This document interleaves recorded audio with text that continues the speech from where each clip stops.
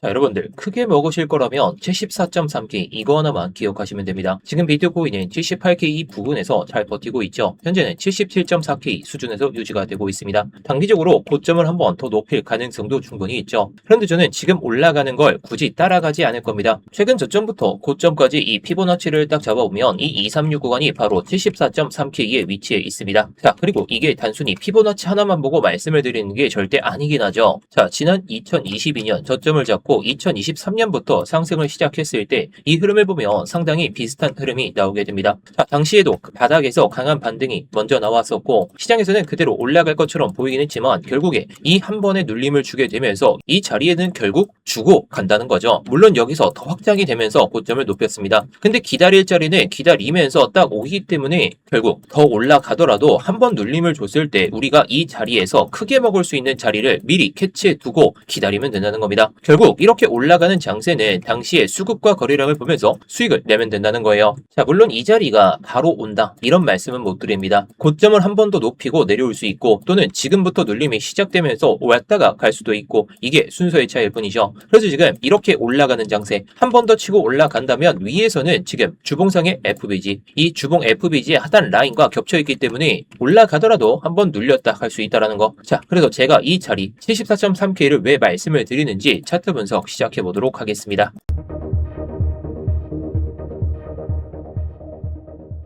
네, 안녕하세요. 10년차 코인 트레이더 이무혁입니다. 일단 본격적으로 시작하기 전에 좋아요 한 번씩만 눌러주시면서 시작해 보도록 하겠고요. 이따가 다 보시고 나서 도움이 안 되셨다면 그때 취소하셔도 좋으니까 한 번씩 눌러주시면서 시작해 보도록 하겠습니다. 자, 일단 비트코인은 지난주에 엄청나게 상승을 보여준 다음에 주말에 잠시 쉬었다가 오늘도 살짝 꼬리를 달면서 올라오려는 모습을 보여주고 있죠. 자, 저는 이번 주 내내 계속 말씀을 드릴 거고 지난주에도 말씀을 드렸습니다. 어디까지 올라가느냐 이거는 중요하지 않아요. 어디까지 눌림이 왔을 때 우리가 이 밑에서 못 잡았다면 크게 먹을 수 있는 자리, 이 자리를 기다려야 된다라고 말씀을 드리는 거죠. 자, 왜냐면 이 자리에서 제가 롱을 계속 외쳤는데 결국에 올라오고 나서 롱을 친다는 것은 오히려 낮게 못 사서 포물을 느끼고 산다는 거예요. 절대로 내동매매 하지 마시라고 제가 미리 말씀을 드리는 거고요. 자, 그럼 일봉 차트를 다시 보도록 하겠습니다. 자, 이번 상승의 시작점이 이 57.8K죠. 그리고 이 79.5K는 아까도 말씀을 드렸지만 주봉상에 이 FBG의 하단 라인과 겹쳐져 있습니다. 자, 그런데 이 피보나치 값을 봤을 때 이 236 구간, 382 구간 이런 숫자도 중요하지만 이 가격이 상당히 중요합니다. 이 가격만 보시는 게 좋아요. 그래서 이렇게 빠르게 오른 장세에서 지금 57.8K에서 눌림을 준 다음에 횡보를 보여주다가 급격하게 그냥 올라갔죠. 이건 정상적인 상황이긴 합니다. 근데 여기서 더 올라가도 정상적이에요. 근데 계속 말씀을 드리지만 올자리는 오고 갑니다. 결국에 이런 상승이 나온 다음에는 추세가 정말 강하더라도 중간에 한 번 정도는 상승분을 되돌려주면서 다음 상승을 준비하는 과정이 나올 수가 있다라는 거죠. 자, 그래서 제가 과거 차트를 다시 한번 말씀을 드리려는 건데요. 저는 이때부터 제가 그 전부터 이 사이클이 시작될 수가 있으니까 롱을 잡을 필요가 있다라고 계속 말씀을 드렸었죠. 자, 결국에 2023년에 본격적인 이 상승 사이클이 시작되기 직전의 움직임입니다. 당시에도 큰 하락이 끝난 뒤에 시장이 바닥을 만들었고 처음에 반등이 나와도 이런 반등 나와도 믿지 않았고 이런 반등이 나와도 또 밀릴 거야. 그런 생각하다가 또 올라가니까 롱 탔다가 내려오면서 손절하고 또 올라갔다라는 거예요. 그래서 이렇게 어느 순간 강하게 치고 올라가는 게 아니라 시장은 항상 되돌림을 주고 갑니다. 그 되돌림에서 우리가 기회를 잡을 필요가 있다라는 거죠. 강하게 올라간 뒤에도 결국에 이런 눌림은 온다라는 것이고요. 물론 이게 확장이 돼가지고 이렇게 올라간다면 우리의 기준값은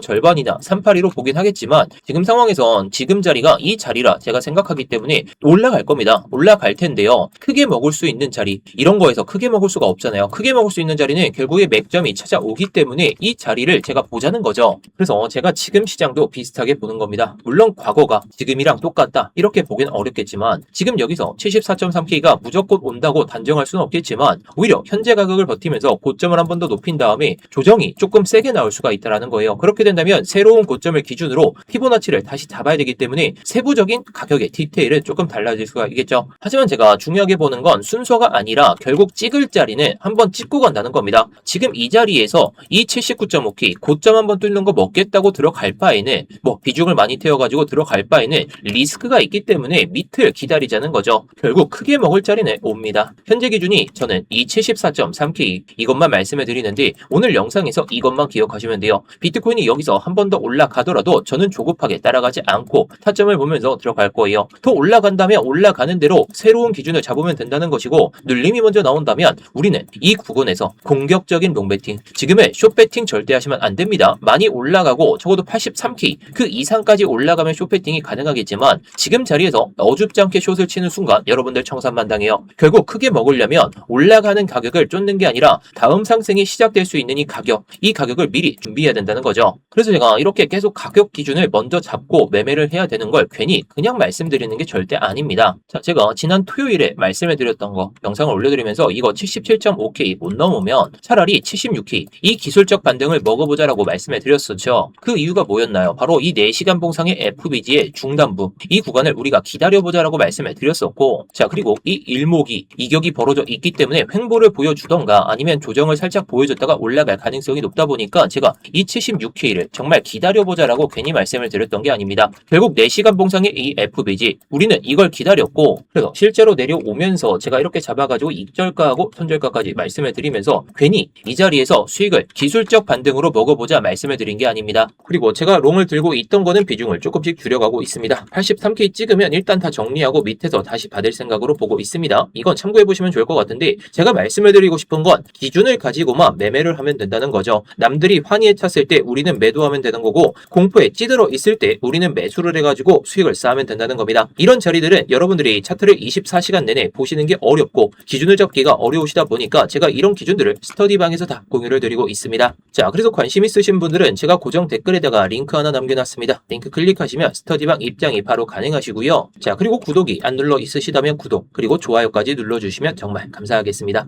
그리고 댓글로다가 여러분들이 영상 잘 봤다 아니면 여러분들의 의견 한 번씩 남겨주시면 감사하겠고요. 자, 그래서 다음으로 설명을 한번 드려보면 저는 이전부터 제가 지난주부터 계속 말씀을 드렸던 게 해당 구간의 이런 흐름과 이 구간의 흐름이 동일하다라고 말씀을 드렸죠. 저는 이 구간을 엘리어트 파동 기준으로 해가지고 하락 임펄스 이 5파 구조로 보고 있습니다. 자, 과거부터 보시면 고점을 만든 이후에 1파 하락이 나오고 나서 2파에서 반등 46% 반등이 나왔죠. 그리고 3파에서는 가장 큰 하락 63%의 하락이 나옵니다. 이게 임펄스 구조의 전형적인 방식인데요. 그리고 이후에 4파 반등 마지막 5파에서 저점을 만든 다음에 큰 하락 사이클이 마무리됐고 이렇게 반등을 보여주면서 37%대 반등을 보여줬죠. 자, 그런데 지금 흐름도 상당히 비슷해요. 자, 물론 퍼센테이지가 다르긴 하지만 이 하락의 3파도 가장 깊게 나왔었죠. 그리고 올라가는 이 반등의 폭도 지난번과 동일하게 37%가 이렇게 반등을 보여주고 있습니다. 물론 1차 반등이기 때문에 추가적인 상승이 추가적으로 나올 수 있다. 이거는 정석적입니다. 자, 그래서 지금 마지막 저점을 만든 이후에 첫 번째 강한 반등이 나오고 나서 이렇게 올라타고 있었는데요. 신재가 지금 중요하게 보는 건 여기입니다. 과거에도 하락 5파가 마무리된 이후에 첫 반등의 폭은 상당히 강했죠. 이걸 지우고 보게 되면 1차에 이 강한 반등이 나왔던 폭 이게 37%였고 추가적인 상승은 나왔습니다. 자, 그런데 지금도 비슷하다는 거예요. 그래서 저는 지금 이 반등이 여기서 완전히 끝났다고 생각하지는 않습니다. 더 올라갈 겁니다. 단기적으로 고점을 한 번 더 높일 가능성을 충분히 열어둘 수밖에 없다는 것이고요. 다만 이걸 새로운 상승 사이클의 첫 번째 파동이라고 가정한다면 우리가 진짜 먹어야 될 자리는 지금 올라가는 1파를 뒤늦게 추격하는 자리가 아닙니다. 첫 상승이 끝나고 2파 조정이 들어섰을 때 그 밑에서 다음 3파를 준비하는 게 훨씬 더 좋은 그림이라는 거죠. 파동 이론상으로는 3파가 가장 크고 가장 깊게 더 올라가게 됩니다. 그래서 저는 지금 자리에서 고점을 높여도 더 이상하지도 않지만 조급하지 않게 생각하는 게 3파가 더 크기 때문에 제가 이렇게 말씀을 드리는 거예요. 더 올라가면 1파가 조금 더 확장되는 것뿐이고 그 다음 2파 눌림에 우리가 잡아야 될 기준들을 다시 계산하면 됩니다. 현재 기준으로는 그 첫 번째 기회를 제가 74.3K로 잡고 있다는 것이고요. 자, 그리고 조금 더 내려와서 이 4시간 봉상의 FBG를 한번 보도록 하겠습니다. 아까 일봉 피보나치에서 제가 먼저 기다리는 가격이 이